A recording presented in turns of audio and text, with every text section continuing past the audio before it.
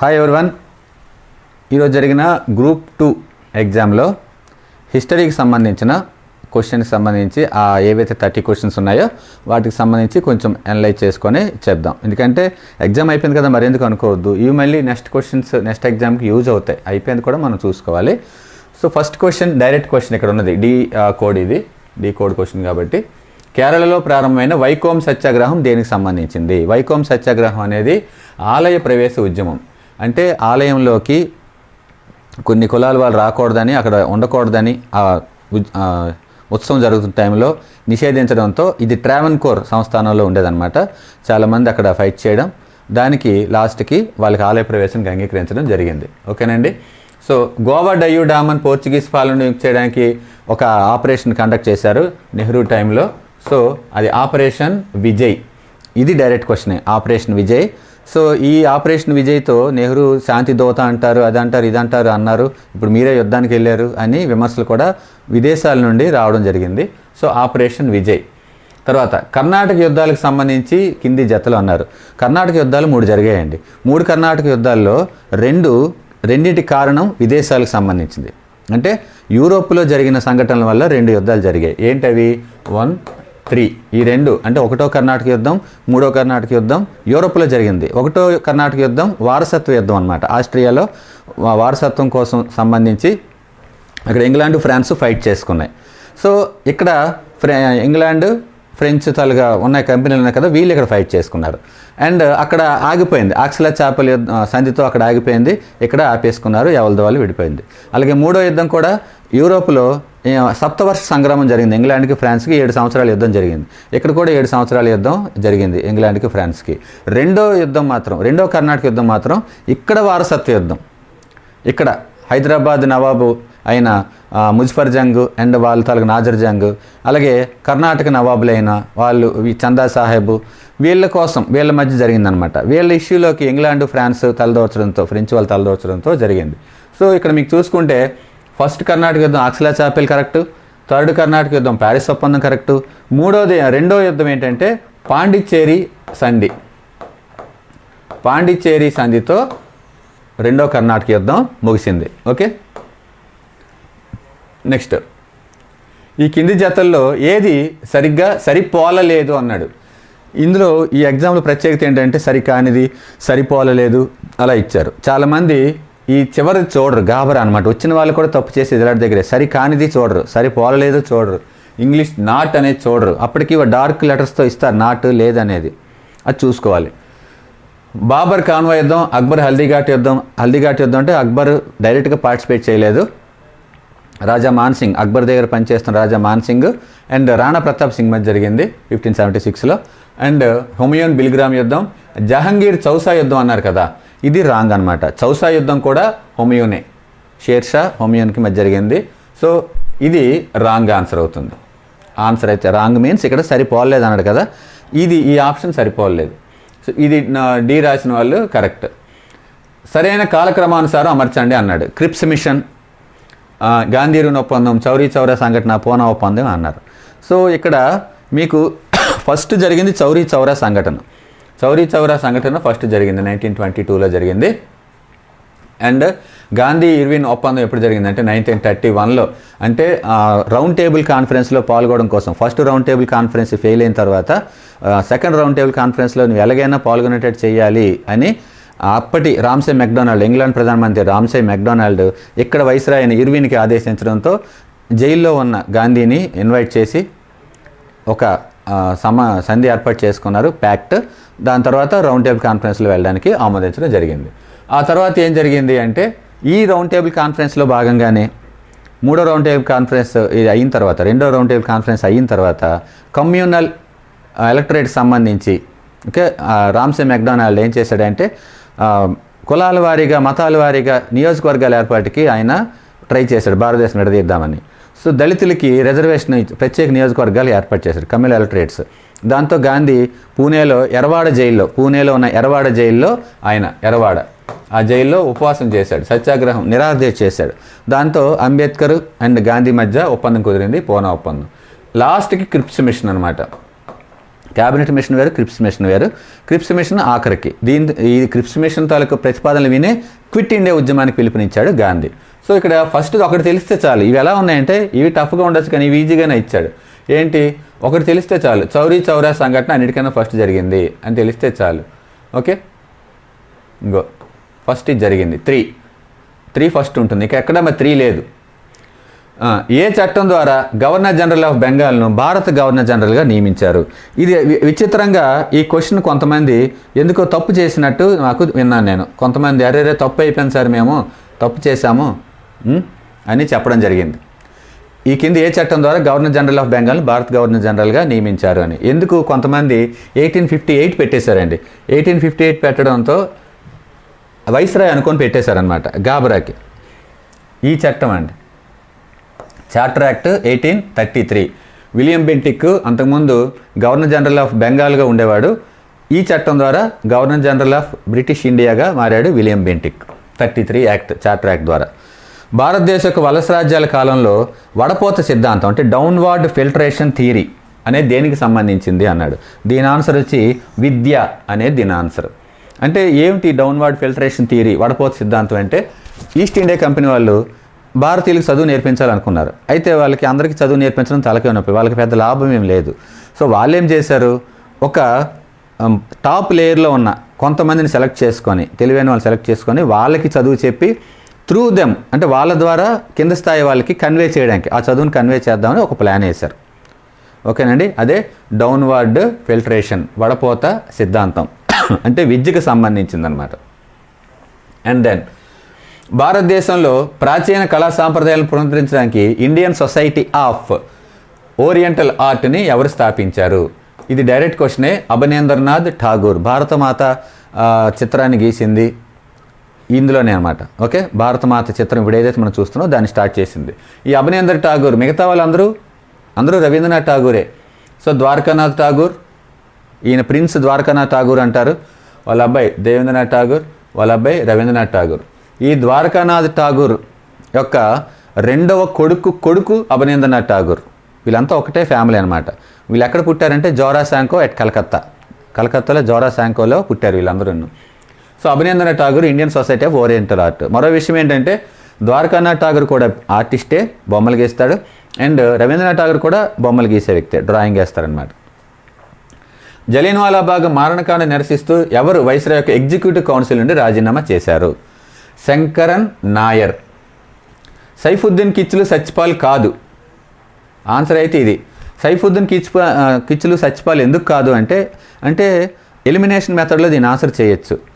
వీళ్ళిద్దరు అరెస్ట్ని నిరసిస్తూనే జలియన్వాలా బాగ్ సంఘటన జరిగింది. డాక్టర్ సైఫుద్దీన్ కిచ్లు, డాక్టర్ సత్యపాల్ వీళ్ళిద్దరిని అరెస్ట్ చేశారు పంజాబ్లో. సో దానికి నిరసిస్తూ ఏప్రిల్ 13, 1919 జలియన్వాలా బాగ్లో అమృత్సర్లో జలియన్వాలా బాగ్లో సమావేశం జరిగింది. దానికి డయ్యర్ వెళ్ళి కాల్పులు జరిపాడు. సో వీళ్ళిద్దరూ కాదు, అప్పుడు 1 కానీ 4 కానీ ఏదో ఒకటి సెలెక్ట్ చేసుకోవచ్చు. ఓకే, శంకరన్ నాయర్ ఈయన ఒక జర్నల్ స్టార్ట్ చేశాడు. తమిళియన్ అనమాట ఈయన. ఫస్ట్ అడ్వకేట్లు ఈయన ఒకడు. అలాగే మద్రాస్ హైకోర్టుకి జడ్జిగా పనిచేశాడు ఈయన. ఓకే, తర్వాత లా జర్నలిజం స్టార్ట్ చేశాడు. అది ఇప్పటికీ నడుస్తోంది. One of the oldest law journal in India ఇప్పటికి రన్ అవుతుంది శంకరన్ నాయర్. ఈయన మద్రాస్ ప్రొవిన్స్లో ఎగ్జిక్యూటివ్ కౌన్సిల్లో ఉన్నాడు. తర్వాత వైస్రాయ్ ఎగ్జిక్యూటివ్ కౌన్సిల్లో కూడా ఈయన ఉన్నాడు. దీన్ని నిరసిస్తూ ఈయన రిజైన్ చేయడం జరిగింది. అంతకుముందు కూడా 1897లో ఈ ప్రాంతంలో ఈయన నేషనల్ కాంగ్రెస్ కాన్ఫరెన్స్కి అధ్యక్షుడిగా కూడా చేయడం జరిగింది. నెక్స్ట్, కింది వాటిలో జతలు ఏది సరిగ్గా సరిపోలలేదు? ఇవ్వడం చూడండి ఎలా ఇచ్చారనేది. సరిగ్గా అనుకుంటాం కదా మనం, సరిగ్గా సరిపోలలేదు అన్నాడు. Aligarh sir Syed Ahmed Khan correct. షరీతుల్లా ఫెరైజీ ఉద్యమం కరెక్టు. ఒక్కటి తెలియదు ఇక్కడ ఏంటంటే తయూని ఉద్యమం అనేది రైట్ ఆన్సర్ అండి. తయూని ఉద్యమం రైట్ ఆన్సర్. తయూని ఉద్యమం ఏంటంటే కెర్మత్ అలీ. ఫెరైజీ ఉద్యమానికి వ్యతిరేకంగా కెర్మత్ అలీ దీన్ని తయూని ఉద్యమాన్ని స్టార్ట్ చేశాడు.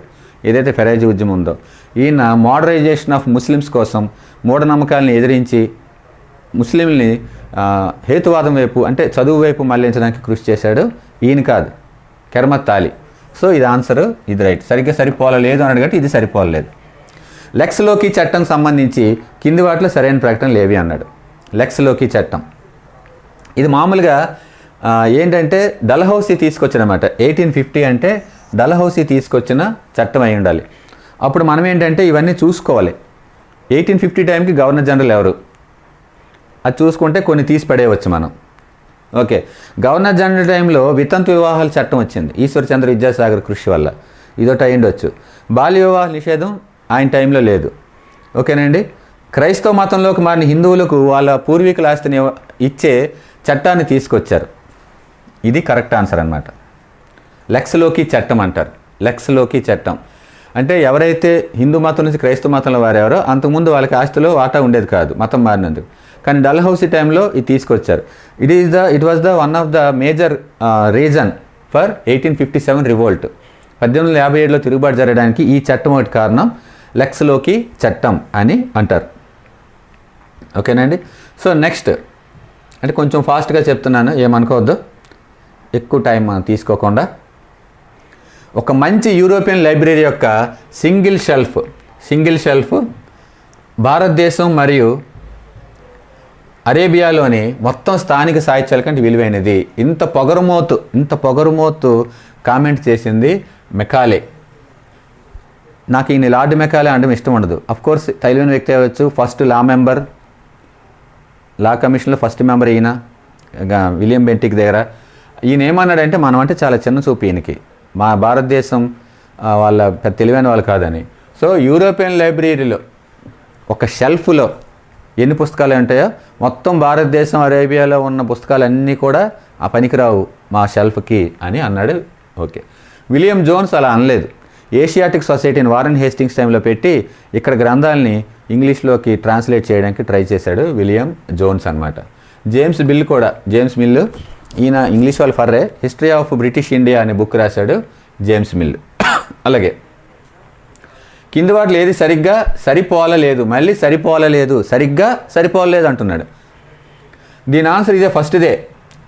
సేవా సదన్ స్థాపించింది రమాబాయి రనడే. ఎంజి రనడే తెలుసు, మహదేవ గోవింద రనడే తెలుసు కదండి, ఆయన భార్య అనమాట రమాబాయి రనడే. ఆవిడ సేవా సదన్ పెట్టారు. సో ఇదే ప్రాంతంలో శారదా సదన్ కూడా పెట్టారు. ఆవిడ పేరు కూడా రమాబాయే, పండిత రమాబాయి ఆవిడ పేరు. ఓకేనండి. ఇంకొక బాయి కూడా చెప్దాం. సో ఇది రమాబాయి రనడే కదా. మరి ఈయన ఎవరు? బెహరంజీ మల్బారీ ఎవరు అంటే ఈయన ఏజ్ ఆఫ్ కన్సెంట్ చట్టాన్ని తీసుకురావడానికి కృషి చేసిన వ్యక్తి. అంటే సమ్మతి చట్టం, భర్త దగ్గరికి చేరుకోవడానికి సమ్మతి చట్టాన్ని రుక్మాబాయి అనే ఆవిడ ఇష్యూలో ఆయన బాగా కృషి చేశాడు, బెహరంజీ మల్బారీ. మిగిలినవన్నీ కరెక్టే. బ్లూ వాటర్ పాలసీ, ఇది డైరెక్ట్ క్వశ్చన్. ఇది బ్లూ వాటర్ పాలసీ అనేది ఎవరు తీసుకొచ్చారు? పోర్చుగీస్ వాళ్ళు గవర్నర్ జనరల్ నియమించినప్పుడు ఫ్రాన్సిస్ డి ఆల్మిడాని ఫస్ట్ గవర్నర్ జనరల్గా నియమించారు. ఫ్రాన్సిస్ డి ఆల్మిడాని. ఆయన ఏమన్నాడంటే నీటి విధానం అంటారు, తెలుగులో నీటి విధానం అంటారు. ఆయన ఆ పాలసీ ప్రకారం ఏంటి, మనం సముద్ర ప్రాంతం మీద, ఇండియాకి చుట్టూ అరేబియా సముద్రం ఉంది కదండి, సముద్ర ప్రాంతం మీద మనం డామినేట్ చేద్దాం. మనం వాళ్ళ రాజ్య వ్యవహారాల్లో తలదూర్చొద్దు. వేరే దేశాలు వ్యాపారానికి ఇండియాలోకి రాకుండా మనం ఆపుకొని మనమే వ్యాపారం చేసుకుందాము అనేది బ్లూ వాటర్ పాలసీ. ఆ తర్వాత వచ్చిన అల్బుకెర్కి ఏం చేశాడంటే దాన్ని రద్దు చేసి మనం ఒక పవర్ఫుల్గా మారాలి అని అన్నాడు. సో మీకు ఎప్పుడైనా సరే హిస్టరీకి సంబంధించిన ఎగ్జామ్ అయ్యేటప్పుడు బ్లూ వాటర్ పాలసీ కానీ అల్బుకర్క్ కోసం కానీ వస్తాయి క్వశ్చన్స్. అల్బుకర్క్ సంబంధించి ఏమొస్తుంది అంటే భారతదేశంలో పోర్చుగల్ని శక్తివంతమైన రాజ్యంగా ఒక పవర్ హౌస్గా మార్చడానికి కృషి చేసింది ఎవరు అంటే అల్బుకర్క్. బ్లూ వాటర్ పాలసీ అయితే ఆల్మిడా. ఓకేనండి. ఆఖరి క్వశ్చన్ ఇందులో 15th క్వశ్చన్ ఏంటంటే లాటరీ కమిటీ దేనికి సంబంధించింది? 1817 లాటరీ కమిటీ. పేరు చూస్తే లాటరీ అని ఉంది కానీ అది టౌన్ ప్లానింగ్ అనమాట, పట్టణ ప్రణాళిక. ఏ పట్టణం? కలకత్తా పట్టణాన్ని డెవలప్ చేయడం కోసం ఒక కమిటీ వేశారు. సో దానికి సంబంధించిన కమిటీయే లాటరీ కమిటీ. ఓకేనండి. నెక్స్ట్, అశోకుని స్తూపాల్లో ఎస్టిమేట్. అశోకుని స్తూప శాసనాల్లో ఏది లుంబిని యొక్క భూ ఆదాయం రేటు 8వ వంతుకు తగ్గించబడిందని పేర్కొంది అని అడిగాడు. సో రమ్మిందే స్తంభ శాసనం అండి. ఇది రమ్మిందే స్తంభ శాసనం అనమాట. అంటే బుద్ధుడు పుట్టిన ప్లేస్ కదా, బుద్ధుడు పుట్టిన ప్లేసు లుంబిని వనంలో బుద్ధుడు పుట్టాడు, గౌతమ బుద్ధుడు. సో ఆయన అక్కడ ఏం చేశాడంటే అక్కడ భూ ఆదాయం రేటుని తగ్గించేశాడు అశోకుడు. బుద్ధుడికి గౌరవంగా, మర్యాదగా, బుద్ధుడి పట్ల ఉన్న తన గౌరవానికి సూచకగా ఆయన అక్కడ ఆదాయ రేటుని 8వ వంతుకు తగ్గించేశాడు. రమ్మిందే శాసనం అంటారు. ఆ విషయం అందులో తెలియపరిచింది. ఓకే, ఇది కూడా చాలా ఈజీ క్వశ్చన్ యాక్చువల్గా. హుమయూన్ తన రాజ్యం కోల్పోయిన తర్వాత పర్షియా వెళ్ళాడు. అక్కడ రాజు తాలూకా సపోర్ట్ కోసం, మళ్ళీ రాజ్యం సంపాదించడం కోసం పర్షియా వెళ్ళాడు. వెళ్ళినప్పుడు అక్కడ చిత్రకళ వంతి చూశాడు. చూసి తాను గెలుచుకున్న తర్వాత ఏం చేశాడంటే మీర్ సయ్యద్ అలీని, అబ్దుల్ సమద్ని ఇరాన్ నుండి తెచ్చుకున్నాడు. పర్షియా అంటే ఇరాన్ నుండి తెచ్చుకున్నాడు, ఢిల్లీకి తీసుకొచ్చాడు. ఇది కరెక్ట్. హుమయూన్ తర్వాత అక్బర్ మామూలుగా ఉన్నాడు, కానీ అక్బర్ తర్వాత వచ్చిన జహంగీరు పెయింటింగ్లో, పెయింటింగ్లో ఒక కొత్త విధానాన్ని క్రియేట్ చేసి బాగా ఎంకరేజ్ చేశాడు. So golden period of drawing in Mughal empire అని అంటారు. ఏ టైంని? జహంగీర్ టైంని మొఘల్ పెయింటింగ్ యొక్క స్వర్ణయుగం అంటారు. ఇదే జహంగీరు మినియేచర్ పెయింటింగ్ని ఈయన ప్రోత్సహించాడు. అంటే అంతకుముందు గోడంతా కూడా పెద్ద పెద్ద బొమ్మలు గీసేసేవారు. అదే అంతెందుకు రాజా, గోడలు నింపేస్తారు అంటే చిన్న చిన్న పటాలు ఏవైతే ఇప్పుడు మనం చూస్తున్నామో ఆ చిన్న పటాలని, చిన్న బొమ్మల్ని క్రియేట్ చేసింది, అంటే స్టార్ట్ చేసింది జహంగీర్ టైంలో. ఇది రాంగ్. సో ఇది నిజమో రాంగో మనకు తెలియదు కదా సార్. మరి ఎలాగా అంటే ఆప్షన్స్ హ్యాపీ చూడండి. ఇది కూడా కరెక్ట్ ఏంటంటే ఏబీసీ ఆప్షన్ ఉండాలి, ఎక్కడా లేదు. ఇది మనకు పెద్ద హ్యాపీ అనమాట ఈ క్వశ్చన్కి సంబంధించి. సి కరెక్టో కాదో మనకు తెలియదు, ఏబీ కరెక్ట్ అని తెలుసు. ఏబీసీ ఉంటే మనం చచ్చామే, కన్ఫ్యూజ్ వచ్చేసాను. బట్ ఇక్కడ ఏబీ మాత్రమే ఉంది, ఏబీసీ లేదు కదా. సో అలాగ ఆన్సర్ చేయొచ్చు. ఈ రెండు తెలిస్తే మీకు ఆన్సర్ తెలిసిపోయినట్టే. అయితే ఎగ్జామ్ హాల్లో టెన్షన్ ఉంటుందండి. ఇక్కడ హ్యాపీగా చెప్పడం వేరు, ఎగ్జామ్ హాల్లో ఇలాగా అంత ఆలోచించే టైం పరిగెడుతూ ఉంటుంది. అందులో ఈ పేపర్ కొంచెం కాబట్టి. అలాగే ఏ మౌర్య అధికారి తూనికలు మరియు కొలతలకు బాధ్యత వహించారు? Just wait. ఏ మౌర్య అధికారి తూనికలు కొలతలకు బాధ్యత వహించారు? ఓకే, శుల్కాధ్యక్ష, సమస్తాధ్యక్ష, పౌత్యాధ్యక్ష, అలా రకరకాల అధ్యక్ష ఇచ్చారు. ఆన్సరు పౌత్వాధ్యక్ష వెయిట్స్ అండ్ మెజర్మెంట్స్కి ఆయన వెయిట్స్ అండ్ మెజర్స్కి ఇన్ఛార్జ్ అనమాట, పౌత్యాధ్యక్ష. అలాగే అండము, హర్మిక మరియు ఛత్రము అనేవి బౌద్ధ స్మారకాలకు సంబంధించి దేనికి సంబంధించింది అని అడిగాడు. మీరు ఎప్పుడు కూడా ఎక్స్పెక్ట్ చేయొచ్చు బౌద్ధ స్తూపాలు, బౌద్ధ స్మారకాలకు సంబంధించి ఒక క్వశ్చన్ వచ్చే అవకాశం ఉంటుంది. ఇదేంటంటే ఆన్సరు స్తూపాలు అనమాట. స్తూపాలు ఏదైతే బౌద్ధ స్తూపాలు ఉంటాయో, సో వాటి మీద ఛత్రం, అండం, హెర్మిక ఇలాంటివన్నీ కూడా స్తూపాలకు సంబంధించిన బౌద్ధ అంతర్భాగంగా ఉంటాయి. అండము, హెర్మిక, ఛత్రం అన్నీ కూడా. నెక్స్ట్ శివాజీ అష్టప్రధానాలకు సంబంధించి ఒక క్వశ్చన్ ఇచ్చాడండి. శివాజీ అష్టప్రధానాలకు సంబంధించి క్వశ్చన్ ఇచ్చారు. అది ఎలా ఇచ్చాడు? శివాజీ అష్టప్రధానంలో సార్ ఈ నౌబత్ అనేది కింది వాళ్ళలో దేంతో సంబంధించబడింది అంటే ఆన్సరు సైన్యాధ్యక్షుడు అనమాట. ప్రధానమంత్రి పీష్వా ఉంటాడు, పీష్వా ప్రధానమంత్రి అనమాట. సో ముజుందార్ ఉంటారు. అలాగే విదేశాంగ కార్యదర్శిని సుమన్ లేదా సుమంత్ అని అంటారు. సైన్యాధ్యక్షుడిని సేనాపత్ అని అంటారు. సారీ నౌబత్ అని కూడా అంటారు. ఓకే, సారీ నౌబత్ లేదా సేనాపత్ అని అంటారు. సో ఆన్సర్ ఇక్కడ ఏంటి అంటే సైన్యాధ్యక్షుడు, మిలిటరీ ఇన్ఛార్జ్. తర్వాత ఈ జాబితాలు గుర్తించండి అని అన్నాడు. జాబితాలు గుర్తించేటప్పుడు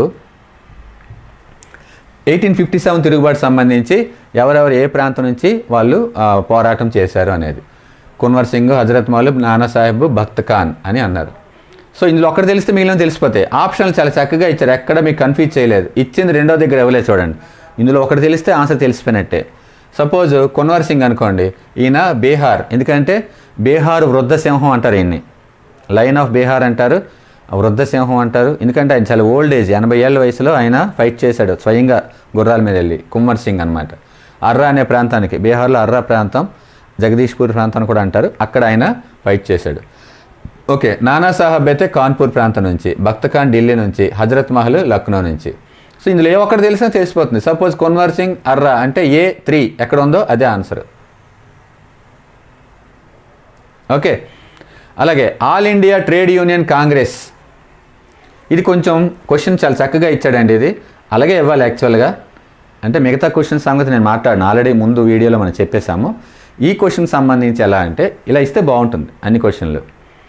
AITUC అని స్టార్ట్ చేశారు, ట్రేడ్ యూనియన్ కాంగ్రెస్. దానికి ఎవరు అధ్యక్షత వహించారు మొదటి సమావేశానికి అన్నారు. ఇక్కడ ఉన్న నలుగురిలో ఇద్దరికి దీంతో సంబంధం ఉంది. ఒకటి NM జోషి, 2 లాలా లజపత్ రాయ్, మిగతా ఇద్దరికి సంబంధం లేదు. సో దీన్ని ప్రారంభించింది ఎవరు అంటే NM జోషి. ఓకే, అధ్యక్షుడు, మొదటి అధ్యక్షుడు ఎవరంటే లాలా లజపత్ రాయ్. ఆన్సర్ అయితే లాలా లజపత్ రాయ్, దీని ఆన్సర్ లాలా లజపత్ రాయ్ అనమాట. ఓకే, ప్రారంభించింది ఎవరు అంటే, స్థాపించింది ఎవరంటే NM జోషి. చమన్లాల్ సెక్రటరీ. ఏ చట్టం మత ప్రాతిపదికన ఎన్నికల వ్యవస్థని, చాలా వెరీ ఈజీ క్వశ్చన్ ఇది, direct dead easy question. మార్లే Minto సంస్కరణలు ఈయనే తీసుకొచ్చిన, ఈయనే మింటో, పర్టికులర్గా మింటోని ఫాదర్ ఆఫ్ కమ్యూనల్ ఎలక్టరేట్స్ అని అంటారు. అంటే మత ప్రాతిపదిక నియోజకవర్గాల పితామహ అని మింటో అని అంటారు. ఓకే, ఎన్నికల వ్యవస్థను ప్రవేశపెట్టారు. ఓకే, నెక్స్ట్ ఇక్కడ కూడా గవర్నర్ జనరల్ ఇచ్చారండి, కొన్ని సందులు గవర్నర్ జనరల్స్ వాళ్ళ వ్యవహారం ఇచ్చారు. ఓకే, వారన్ హేస్టింగ్స్, సల్బాయ్ సంధి ఇచ్చారు, లార్డ్ వెల్లెస్లీ బసేన్ సంధి, లార్డ్ మింటోవన్ అమృత్సర్ సంధి, లార్డ్ హార్డింజ్ లాహోర్ సంధి. ఇవంతా వరుసలోనే ఇచ్చాడు, ఇదే ఆన్సర్. ఇద్దరు మింటోలు ఉన్నారు, ఇప్పుడు ఒక మింటో కోసం చెప్పాం, ఆయన రెండో మింటో అనమాట, ఈయన ఫస్ట్ మింటో. రంజిత్ సింగ్ చనిపోయిన తర్వాత, పంజాబ్ మహారాజా రంజిత్ సింగ్ చనిపోయిన తర్వాత మొత్తం ఇంగ్లీష్లో ఆక్యుపై చేసుకున్నారు. అంతకుముందు అమృత్సర్ సంధిని చేసుకున్నారనమాట. ఓకే, సింధు జలాల మీద బ్రిటిష్ నౌకల్ని వ్యాపారం కోసం మాత్రమే ప్రయాణించడానికి విలియం బెంటిక్తో కూడా ఒక సంధి చేసుకున్నారు, 2 సంధులు చేసుకున్నారు బ్రిటిష్ వాళ్ళు. ఎప్పుడైతే రంజిత్ సింగ్ చనిపోయాడో ఆ తర్వాత అయిపోయింది. కింది వాటిలో హరప్పా ప్రదేశం కానిది ఏది అని అన్నాడు. ఓకే, సుట్కా గెందోర్, సుర్కోటోడా, సోహగౌరా, రాఖీ గర్హి, ఈ 2 కూడా మనకి హరప్పా టైంలోనే మనకి వినిపిస్తాయి. ఈ సోహగౌరా అనేది మనకి వినబడదు. ఇది మౌర్యుల టైం, ఆర్యుల తర్వాత, హరప్పా నాగరికత తర్వాత, ఆర్యులు వచ్చిన తర్వాత మౌర్యుల టైంకి సంబంధించిన ప్లేస్ సోహగౌరా అనేది. ఓకే, నెక్స్ట్ క్వశ్చన్ ఏంటంటే, కింది వాటిలో ఏ శాసనం వేద దేవతలైన ఇందిర, వరుణ, మిత్ర ఇలా వీళ్ళ కోసం చెప్పింది, నాసత్యుల అని చెప్పింది అంటే బోగజ్ కోయ్ శాసనం దీనికోసం చెప్పింది. ఈ ఇంద్ర, వరుణ, మిత్ర అండ్ నాసత్యుల ఈ పేర్లు, ఈ టైప్ ఆఫ్ పేర్లు ఎందులో తీసుకున్నారంటే టర్కీ నుంచి తీసుకున్నారు, అక్కడి నుంచి తీసుకొచ్చారనమాట. ఇది మిడిల్ ఏషియా, సెంట్రల్ ఏషియా ఆ నుంచి వచ్చింది, అది టర్కీ నుంచి వాళ్ళకి వచ్చిందనమాట. సో టర్కీ నుంచి తీసుకొచ్చిన దేవతలు వీళ్ళందరూ కూడా. ఇది కొంచెం టఫే యాక్చువల్గా, ఇది టఫ్ అనమాట. యూపీఎస్సీ రేంజ్లో ఈ క్వశ్చన్ ఇవ్వడం జరిగింది. వరాహమిహిరకు రచించిన రోమక సిద్ధాంతం దేనికి సంబంధించింది? రోమక సిద్ధాంతం ఖగోళ శాస్త్రం అండి. రోమక అంటే రోమ్ థియరీ అనమాట. వరాహమిహిర పంచసిద్ధాంత అనేది చెప్పాడు ఆయన, పంచసిద్ధాంత. అందులో ఒకటి రోమక సిద్ధాంతం, 5 సిద్ధాంతాల్లో ఒకటే. అందులో ఖగోళ శాస్త్రం. అయితే ఏంటి, ఆర్యభట్ట ఏం చేశాడు, సూర్యుని చుట్టూ భూమి తిరుగుతుందని చెప్పాడు. భాస్కరాచార్యుడు అండ్ మన వరాహమిహిర దాన్ని అంగీకరించలేదు. ఓకే, హర్షవర్ధనుడు రాయని పుస్తకం ఏది అన్నాడు. ఇది డైరెక్ట్ క్వశ్చన్ యాక్చువల్గా, కానీ కన్ఫ్యూజ్ అయ్యారని విన్నాను నేను చెప్పారు కొంతమంది. ఆన్సర్ అయితే కాదంబరి. ప్రియదర్శిక, రత్నావళి, నాగానంద ఈ 3 హర్షుడు రచించాడు. కాదంబరి అయితే బాణభట్టు రచించాడు. ఓకే, పర్మనెంట్ సెటిల్మెంట్కి సంబంధించి మీరు ఆ మామూలు జమీందారీ విధానం అని నేర్చి తెలుగు మీడియం వల్ల దెబ్బ అయిపోతారు ఇలాంటివి. సో అప్పుడు ఇలాంటి ముఖ్యమైన పదాలు ఇంగ్లీష్లో కూడా తెలుసుకోవాలి. ఎందుకంటే వాడు ఇంగ్లీష్నే తెలుగులో ఇచ్చేశాడు పర్మనెంట్ సెటిల్మెంట్ అని కదా. సరికానిది అన్నాడు, ఫస్టే ఇచ్చాడు. ఏది? ఇయర్. ఇలా చూడగానే తెలిసిపోద్ది సరికాదని.